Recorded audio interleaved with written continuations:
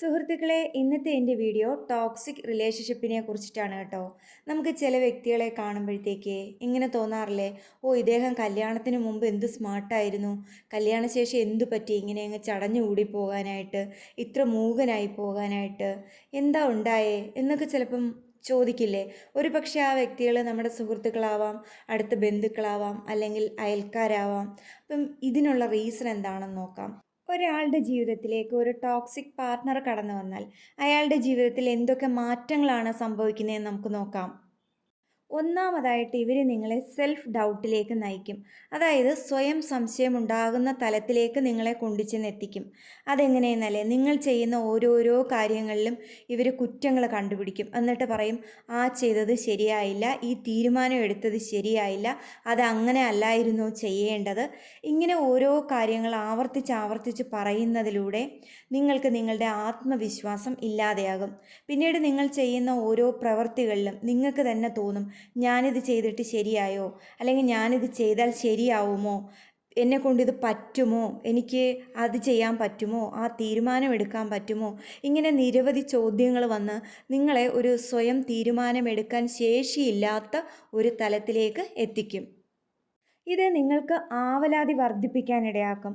അതുപോലെ തന്നെ ഞാൻ ഒരു കഴിവുമില്ലാത്ത ആളാണെന്ന ശക്തമായ ഒരു തോന്നലും നിങ്ങളുടെ ഉള്ളിൽ ജനിപ്പിക്കും. നിങ്ങൾക്ക് കഴിവില്ല എന്ന തോന്നലും, അല്ലെങ്കിൽ എനിക്ക് ശരിയായി തീരുമാനം എടുക്കാൻ സാധിക്കില്ല എന്നൊക്കെയുള്ള തോന്നലും നിങ്ങളുടെ ആത്മവിശ്വാസത്തെ കുറച്ച് കൊണ്ടുവരുമല്ലോ. ഇത് നിങ്ങളുടെ ജീവിതത്തിൻ്റെ എല്ലാ ഭാഗങ്ങളിലേക്കും അല്ലെങ്കിൽ എല്ലാ മേഖലകളിലേക്കും സാരമായി തന്നെ ബാധിക്കപ്പെടാം. കാരണം എന്താ വെച്ചാൽ, നിങ്ങൾക്ക് നിങ്ങൾ ചെയ്യുന്ന ബിസിനസ്സിൽ അല്ലെങ്കിൽ ജോലിയിൽ ഒന്നും ആത്മവിശ്വാസത്തോടെ ഒരു ധൈര്യത്തോടെ മുന്നോട്ട് നീങ്ങാനോ ഒരു വ്യക്തമായ തീരുമാനം എടുക്കാനോ സാധിക്കാതെ വരും. മുൻപത്തെ പോലെ വ്യക്തിബന്ധങ്ങളെ ഏറ്റവും നന്നായിട്ട് കൈകാര്യം ചെയ്യാൻ പറ്റാതെ വരും. അങ്ങനെ വരുമ്പോൾ നിങ്ങൾ എല്ലാ മേഖലകളിലും താഴത്തേക്ക് പോകും. രണ്ടാമത്തേത്, always want to control you. അവരെപ്പോഴും കീ പൊസിഷനിലായിരിക്കാൻ ശ്രമിക്കുന്നു. അവർ നിങ്ങളെ കൺട്രോൾ ചെയ്യാൻ ശ്രമിക്കുന്നു. ഇവരെപ്പോഴും നിങ്ങളുടെ പിന്നാലെ നടന്ന് നിങ്ങളെ ഒരു പെർഫെക്ഷനിസ്റ്റ് ആക്കാൻ ശ്രമിക്കും. നിങ്ങൾക്ക് വേണ്ടി ഇവർ തന്നെ തീരുമാനമെടുക്കും. അങ്ങനെ വരുമ്പോൾ പതിയെ പതിയെ നിങ്ങളുടെ അഭിപ്രായ സ്വാതന്ത്ര്യം തന്നെ അങ്ങ് ഇല്ലാതായി പോകും.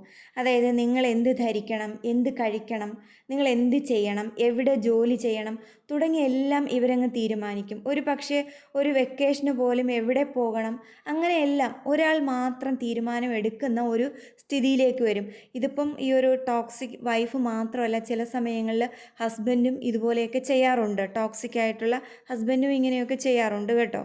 ഇനി മൂന്നാമത്തെ കാര്യം എന്ന് പറയുന്നത്, ഇവർ നിങ്ങളെ നിങ്ങളുടെ ബന്ധുക്കളിൽ നിന്നും സുഹൃത്തുക്കളിൽ നിന്നുമൊക്കെ വേർതിരിച്ചെടുക്കും. ആളുകളുമായുള്ള സഹകരണം ഇവർ നിയന്ത്രിക്കുന്നു.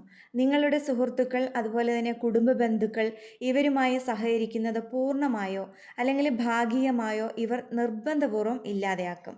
അവരോട് മിണ്ടണ്ട, അങ്ങോട്ട് പോകണ്ട, ആ കല്യാണത്തിന് ഇപ്പോൾ പോകണ്ട, ഈ നൂലുകെട്ടിന് ഇപ്പോൾ പോകണ്ട, ആ ഫംഗ്ഷൻ ഇന്ന് പോകണ്ട, നിങ്ങൾ ഒറ്റയ്ക്ക് പോകണ്ട, ഇങ്ങനെ ഒരുപാട് ഉപാധികൾ വച്ച് വെച്ച് ഇവർ നിങ്ങളെ മറ്റുള്ളവരിൽ നിന്നും ഒറ്റപ്പെടുത്തും.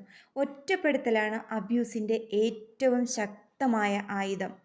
നിങ്ങളിങ്ങനെ ഐസൊലേറ്റ് ആയിരിക്കുമ്പോഴാണ് നിങ്ങൾ ഏറ്റവും വീക്കാകുന്നത്. ഇതുപോലെയുള്ളൊരു ടോക്സിക് പാർട്ട്ണറെ സംബന്ധിച്ചിടത്തോളം അവർ ചെയ്യുന്നത് മാത്രമാണ് എല്ലായ്പ്പോഴും ശരി, അല്ലെങ്കിൽ അവരുടേത് മാത്രമാണ് എപ്പോഴും ശരിയെന്ന് നിങ്ങളെ ഓർമ്മിപ്പിക്കും.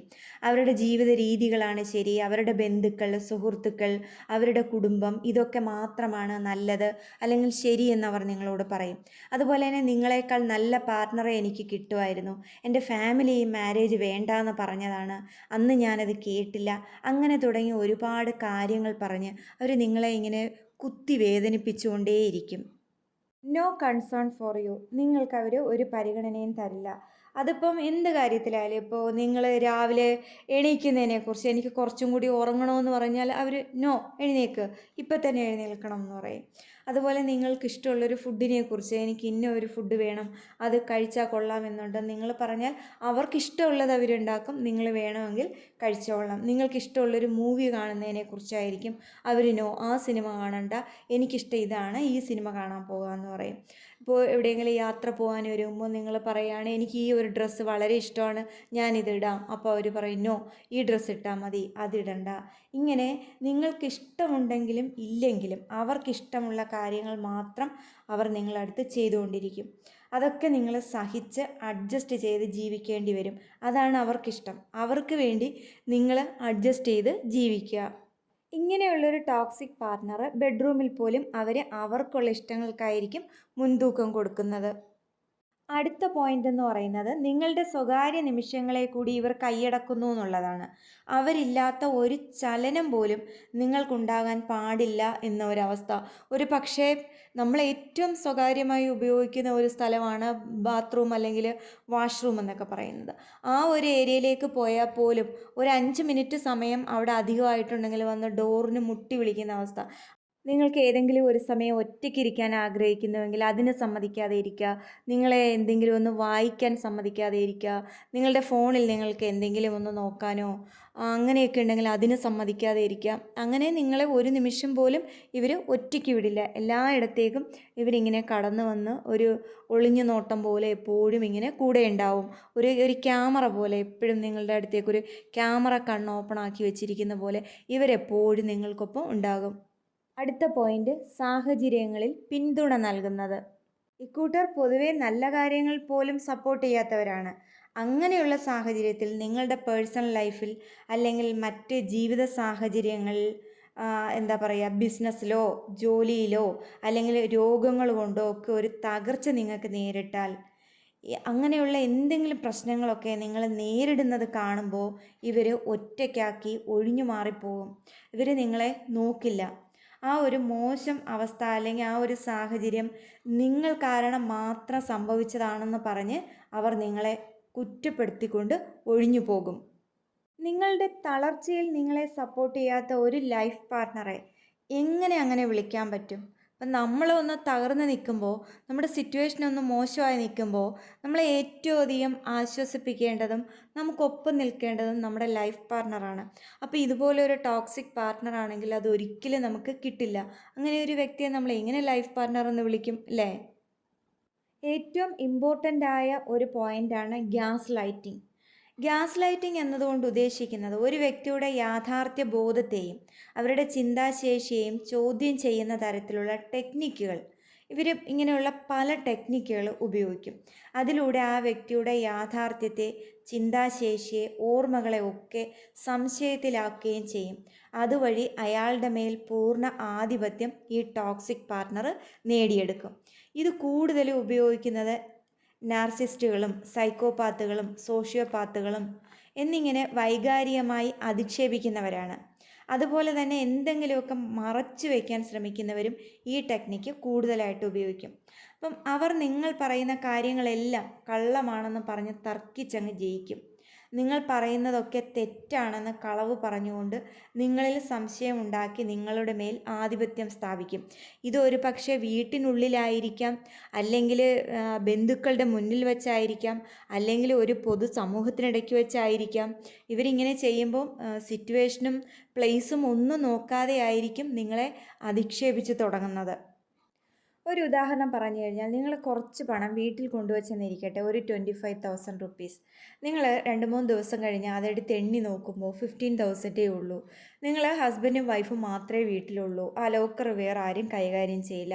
അവിടുന്ന് എടുക്കാൻ സാധ്യതയുള്ള ഒരേ ഒരു വ്യക്തി ഈ വൈഫാണ്, അല്ലെങ്കിൽ ഒരു ടോക്സിക് ആയിട്ടുള്ള ഹസ്ബൻഡാണ്. ആരാണോ ടോക്സിക്, ആ ഒരു പാർട്ട്ണറാണ്.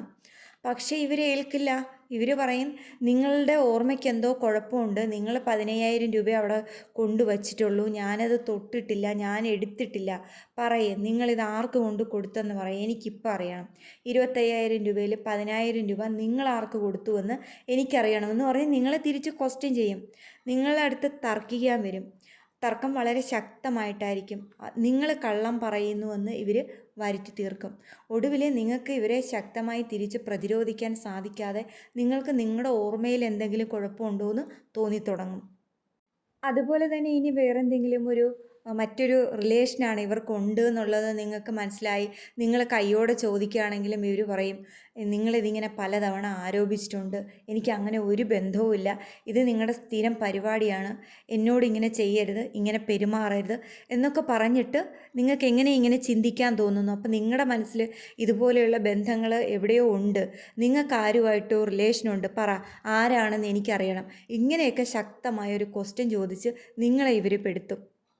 അപ്പോൾ ക്യാഷൊക്കെ ഇങ്ങനെ വെച്ചിട്ട് നിങ്ങൾക്ക് മിസ്റ്റേക്ക് പറ്റുകയാണെങ്കിൽ നിങ്ങൾ ചെയ്യേണ്ടത്, ഡേറ്റ് ഇട്ട് ആ നോട്ടുകളുടെ എണ്ണം എഴുതി കൃത്യമായി ഇത്ര രൂപയെന്ന് ഒരു പേപ്പർ കൂടി അതിനകത്തേക്ക് എഴുതി വയ്ക്കുക എന്നുള്ളതാണ് കേട്ടോ.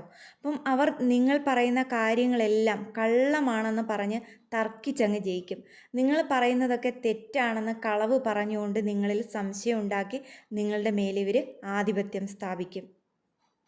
അതുപോലെ തന്നെ ഈ ബന്ധം വഷളാകുന്നതിനനുസരിച്ച് ഈ ടോക്സിക് പാർട്ണർ നിങ്ങളുടെ ബന്ധുക്കൾ, അതുപോലെ തന്നെ സുഹൃത്തുക്കൾ, അയൽവക്കക്കാർ, ഇവരുടെയൊക്കെ ഇടയിൽ നിങ്ങളെ ഒരു മോശക്കാരനായിട്ട് പറഞ്ഞ് പ്രതിഫലിപ്പിക്കും. ഒരു പക്ഷേ നിങ്ങൾ വൈകാരികമായി സ്ഥിരതയില്ലാത്ത, അല്ലെങ്കിൽ എന്തോ മാനസിക പ്രശ്നമുള്ള ആളാണെന്നോ, അല്ലെങ്കിൽ ചിലപ്പോൾ കടുത്ത ഭാഷയിൽ ഭ്രാന്താണെന്നോ വരെ പറയും. മറ്റുള്ളവരോട് ഇങ്ങനെ പറയുന്നതിനോടൊപ്പം നിങ്ങളോട് സ്നേഹം നടിക്കുകയും നിങ്ങളുടെ ജീവിതത്തെക്കുറിച്ച് വേവലാതിപ്പെടുക അല്ലെങ്കിൽ ആശങ്കപ്പെട്ട് സംസാരിക്കുകയും ചെയ്യും. വേണമെങ്കിൽ കരഞ്ഞു വരെ കാണിക്കും. അപ്പോൾ ഇതൊക്കെ കാണുമ്പോഴത്തേക്ക് ഇത് കേൾക്കുന്ന ആ ഒരു ആൾക്കാരുണ്ടല്ലോ, അവർ മുഴുവൻ ഈ ഒരു ടോക്സിക് പാർട്ണർക്ക്, ഇത്രയും നന്നായി അഭിനയിക്കാനും കള്ളം പറയാനും ഒക്കെ കഴിയുന്ന ഈ ഒരു പാർട്ണർക്കൊപ്പം ചേരുകയും യഥാർത്ഥ കഥ അറിയാതെ നിങ്ങളെ അവർ വെറുക്കുകയോ ശിക്ഷിക്കുകയോ ഒക്കെ ചെയ്യുകയും ചെയ്യും. യഥാർത്ഥത്തിൽ ഭീഷണിപ്പെടുത്തുന്നവർ സമൂഹത്തിന് മുന്നിൽ നല്ല വ്യക്തിയായിട്ട് നിൽക്കും. അടുത്തായിട്ട് ഇവർ ചെയ്യുന്ന ഒരു കാര്യമാണ് ശ്രദ്ധ തിരിക്കുക. ഈ ടോക്സിക് പാർട്ണറോട് അവർ ചെയ്ത ഒരു തെറ്റായ കാര്യത്തെക്കുറിച്ച് ഒരു ചോദ്യം ചോദിക്കുമ്പോൾ അവർ നിങ്ങളോട് ഒരു മറു ചോദ്യമായിരിക്കും ചോദിക്കുക. അങ്ങനെ ചോദിച്ച് ആ വിഷയത്തെ കൈകാര്യം ചെയ്ത് ആ വിഷയം തന്നെ അങ്ങ് മാറ്റിക്കളയും. പിന്നെ ഇവർ ചെയ്യുന്നതാണ് നിങ്ങളുടെ ചിന്തകളും വികാരങ്ങളും കുറയ്ക്കുക എന്നുള്ളത്. ഇപ്പോൾ നിങ്ങൾ ഏതെങ്കിലും ഒരു കാര്യത്തിൽ ഒന്ന് ഉച്ചത്തിൽ സംസാരിക്കുകയോ അല്ലെങ്കിൽ അതൊന്ന് ചോദ്യം ചെയ്യുകയോ ചെയ്തു കഴിഞ്ഞാൽ നിങ്ങളുടെ വികാരങ്ങളെ ഇവർ നിസ്സാരവൽക്കരിക്കും. നിങ്ങൾ അമിതമായി പ്രതികരിക്കുന്നു, അല്ലെങ്കിൽ ഒന്ന് ശാന്തമാകുക, അല്ലെങ്കിൽ എന്തിനിത്ര ചൂടാവുന്നു എന്നൊക്കെ ചോദിക്കും. എന്നിട്ട് വിഷയം മാറ്റും. നിങ്ങൾ തെറ്റാണെന്നുള്ള ഒരു ആശയവിനിമയം ഇവർ ആ സമയത്ത് നിങ്ങളിൽ ഉണ്ടാക്കും. നിങ്ങളെ കുറ്റപ്പെടുത്തുന്നതിനോടൊപ്പം തന്നെ അനുകമ്പയുടെ വാക്കുകളും ഒട്ടും ആത്മാർത്ഥതയില്ലാതെ ഇവർ ഉപയോഗിക്കും. സത്യം പറഞ്ഞാൽ ഈ അനുകമ്പയുടെ വാക്കുകൾ ഇവർ ഒരായുധമായിട്ടാണ് ഉപയോഗിക്കുന്നത്. അവർക്കൊരു സാഹചര്യം സ്മൂത്താക്കാനോ അല്ലെങ്കിൽ നിങ്ങളിൽ നിന്ന് എന്തെങ്കിലുമൊക്കെ നേടാനോ ഉള്ളപ്പോൾ ഇത് കൂടുതലായിട്ടും ഉപയോഗിക്കും. ഇപ്പോൾ ചില സമയങ്ങളിൽ ഈ പാർട്ട്ണർക്ക് നല്ല പൈസയോ അല്ലെങ്കിൽ സാമ്പത്തിക ശേഷിയോ ഒക്കെ ഉണ്ടെങ്കിൽ ഇവർ ശരിക്കും പറഞ്ഞു കഴിഞ്ഞാൽ ഇങ്ങനെ ഈ പാർട്ട്ണറെ ഒറ്റപ്പെടുത്തി അവരുടെ എല്ലാ ആത്മവിശ്വാസങ്ങളും കെടുത്തി ആ ഒരു ഫിനാൻഷ്യൽ കൺട്രോൾ അടക്കം ഈ ഒരു ടോക്സിക് പാർട്ട്ണർ തന്നെ നേടിയെടുക്കും. ഇപ്പം ജോലിക്ക് പോകുന്ന വ്യക്തികളാണെങ്കിലും അവരുടെ മുഴുവൻ ഇൻകവും കൈകാര്യം ചെയ്യുന്നത് ആ ഒരു മറ്റേ പാർട്ട്ണറായിരിക്കും. അത് ഒരു നിർബന്ധപൂർവ്വം അവർ പിടിച്ചടക്കുന്നതാണ്. എന്നാൽ ചിലയിടത്ത് സ്നേഹം കൊണ്ട് കൊടുക്കുന്നതുണ്ട്, അത് വേറെ രീതിയാണ്. അത് രണ്ടും കൂടി നിങ്ങൾ കേൾക്കുമ്പോൾ മിക്സ് ചെയ്യരുത്. ഇനി കാര്യം സാധിക്കാൻ വേണ്ടി നിനക്കറിയാമോ, നിന്നെ എനിക്ക് എന്തിഷ്ടമാണെന്ന്, നിന്നെ ഞാൻ എത്രമാത്രം സ്നേഹിക്കുന്നുവെന്ന്, ഞാൻ നിന്നോട് മനഃപൂർവ്വം ഒരിക്കലും അങ്ങനെയൊന്നും ചെയ്യില്ല, ഇതുപോലെയുള്ള വാക്കുകളൊക്കെ പറഞ്ഞ് ഈ ഒരു ടോക്സിക് പാർട്ട്ണർ അന്തരീക്ഷം സ്മൂത്താക്കാനായിട്ട് ശ്രമിക്കും. ഇനി ഇവർ ചെയ്യുന്ന ഒരു കാര്യമാണ്, ഈ ഗ്യാസ് ലൈറ്റർ ചെയ്യുന്ന ഒരു കാര്യമാണ്, അവരെപ്പോഴും അവർക്ക് അനുകൂലമായ രീതിയിൽ കാര്യങ്ങൾ വളച്ചൊടിച്ചു കൊണ്ടുവരുന്നവരായിരിക്കും. ഉദാഹരണം, നിങ്ങളുടെ പങ്കാളി നിങ്ങളെ തള്ളിയിടുകയോ അല്ലെങ്കിൽ ഭക്ഷണം തരാതിരിക്കുകയോ ഒക്കെ ചെയ്തെന്നിരിക്കട്ടെ. ആ ഒരു സാഹചര്യത്തെക്കുറിച്ച് നിങ്ങൾ പിന്നെ സംസാരിക്കാൻ തുടങ്ങിയാൽ ആ കഥ അവർക്ക് കേൾക്കാൻ താല്പര്യം കാണില്ല. അല്ലെങ്കിൽ അവരത് കേട്ടാൽ ഉടനെ പറയും, ഓ തള്ളിയിട്ട സംഭവമാണെന്ന് ഇരിക്കട്ടെ, എങ്കിലവർ നീ എന്നെ അന്ന് തള്ളിയിട്ടില്ലേ എന്ന് പറഞ്ഞ ഉടനെ ഇവർ അതിനെ ഒരു എന്താ പറയുക, മറു കള്ളം കൊണ്ട് നേരിടും. ഓ ഞാനന്നൊന്ന് തൊട്ടതേ ഉള്ളൂ, എനിക്കറിയാം ഞാൻ അന്ന് തൊട്ടപ്പോൾ തന്നെ എന്നെ പറ്റിക്കാൻ വേണ്ടി നിങ്ങളങ്ങ് അഭിനയിച്ച് വീണതാണെന്ന്. മിടുക്കനാകട്ടോ, നിങ്ങൾക്ക് ഓസ്കാർ അവാർഡ് തരേണ്ടി വരും.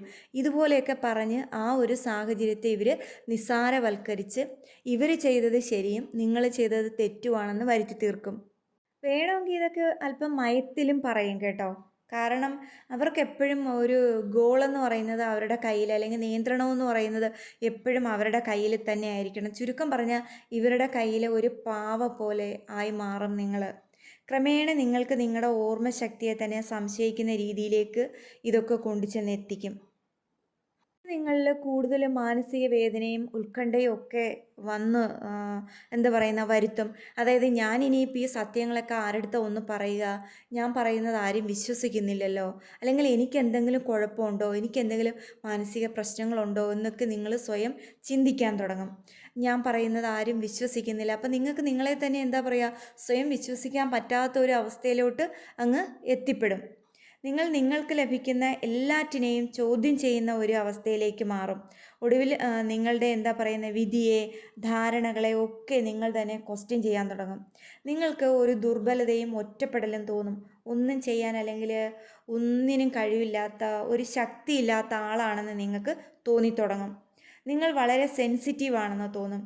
നിങ്ങൾക്കെപ്പോഴും ക്ഷമ പറയാൻ തോന്നും. കാരണം ഈ പാർട്ട്ണർ എല്ലാ തെറ്റുകളും ചെയ്തിട്ട് അതൊക്കെ നിങ്ങളിലേക്കാണല്ലോ ആരോപിക്കുന്നത്. അങ്ങനെ ആരോപിക്കുമ്പോഴത്തേക്ക് എന്നിട്ട് ഇവർ മയത്തിൽ, അല്ലെങ്കിൽ സ്നേഹത്തോടെ വന്ന് ഈ ടോക്സിക് പാർട്ട്ണർ പറയും, നിങ്ങളെ എനിക്ക് ഒത്തിരി ഇഷ്ടമാണ്, എന്നാലും നിങ്ങൾ എന്നോട് ഇങ്ങനെ ചെയ്തല്ലോ. അപ്പോൾ ഈ തെറ്റുകളൊക്കെ ഏറ്റെടുത്തുകൊണ്ട് നിങ്ങൾ ഇവരുടെ പിന്നാലെ ക്ഷമ പറഞ്ഞ് നടക്കും. ഒടുവിൽ നിങ്ങളുടെ എല്ലാ കൺട്രോളും ഇവരുടെ കയ്യിലായി. നിങ്ങൾ നിങ്ങളല്ലാതായി മാറി. നിങ്ങൾ വല്ലാതെ അങ്ങ് തളർന്നു പോകും. നിങ്ങളുടെ എല്ലാ ഊർജ്ജസ്വലതയും ആത്മവിശ്വാസവും ധൈര്യവും ശക്തിയും, നിങ്ങൾക്ക് ചിന്തിക്കാനും ഓർമ്മിക്കാനും ബോധപൂർവം പെരുമാറാനും ഒക്കെയുള്ള നിങ്ങളുടെ എല്ലാ ശേഷിയും നഷ്ടപ്പെട്ട് നിങ്ങൾ എന്താ പറയുക, ഒരു ജീവനുണ്ട് പക്ഷെ ഒന്നിനും പ്രവർത്തിക്കാൻ കഴിയാത്ത ഒരു, നമ്മൾ പറയില്ലേ മാംസപിണ്ഡം എന്നൊക്കെ പറയുന്ന ഒരു സ്റ്റേജിലേക്ക് നിങ്ങൾ അങ്ങ് മാറും. നിങ്ങളെ ഇങ്ങനെ അടിമുടി ഉലച്ച് കളയുന്ന ഒരു പാർട്ട്ണറാണ് നിങ്ങൾക്കൊപ്പം ഉള്ളതെങ്കിൽ തീർച്ചയായും നിങ്ങളിതിനെ നേരിട്ടേ മതിയാവൂ. അതിനായി നിങ്ങൾക്ക് നല്ലൊരു കൗൺസിലറെയോ, കൗൺസിലർ എന്ന് പറയുമ്പോഴത്തേക്ക് വളരെ നന്നായിട്ട് കൗൺസിലിംഗ് ചെയ്യുന്ന ഒരാൾ തന്നെ ആയിരിക്കണം. ഈ ഞാനിപ്പോൾ പറഞ്ഞ പോലെ ഈ ഗ്യാസ് ലൈറ്റിംഗ് ആയിട്ട് അങ്ങനെ ഒരു ടോക്സിക് പാർട്ട്ണർ അടുത്ത് നിന്ന് രക്ഷപ്പെട്ടിട്ട് കൗൺസിലിങ്ങിന് ചെന്നു. ഏറ്റവും ലാസ്റ്റ് ഈ കൗൺസിലർ രണ്ടുപേരെയും കൂടെ വിളിച്ചിട്ട് ഒടുവിൽ ഈ കൗൺസിലർ ആ ഒരു ടോക്സിക് പാർട്ട്ണർക്കൊപ്പം നിൽക്കുന്ന ഒരു സിറ്റുവേഷൻ ഉണ്ടായി. കാരണം അയാൾക്ക് കൗൺസിലറെ പോലും എന്താ പറയുക, അവരെ പോലും കള്ളം പറഞ്ഞ് തർക്കിച്ച് നേരിടാൻ പറ്റി എന്നുള്ളതാണ്. പിന്നെയുള്ളത് തെറാപ്പിസ്റ്റിൻ്റെ സഹായം തേടുക. അതിനായിട്ട് നിങ്ങൾ നിങ്ങളുടെ ബന്ധുക്കളുടെ, കുടുംബത്തിൻ്റെ ഒക്കെ സഹായം തേടി നിങ്ങൾ നല്ലൊരു തെറാപ്പിസ്റ്റിനെ കാണുക എന്നുള്ളതാണ്. പലപ്പോഴും ഇങ്ങനെ ടോക്സിക് ആയിട്ടുള്ള ബന്ധങ്ങളിൽ ഈ പാർട്ട്ണറുടെ കയ്യിൽ നിന്ന് കിട്ടുന്ന ഈ ഒരു ദുരനുഭവങ്ങളൊക്കെ പുറത്ത് പറയാതെ അനുഭവിച്ച് തീർക്കുന്ന ഒത്തിരി ആൾക്കാരുണ്ട്.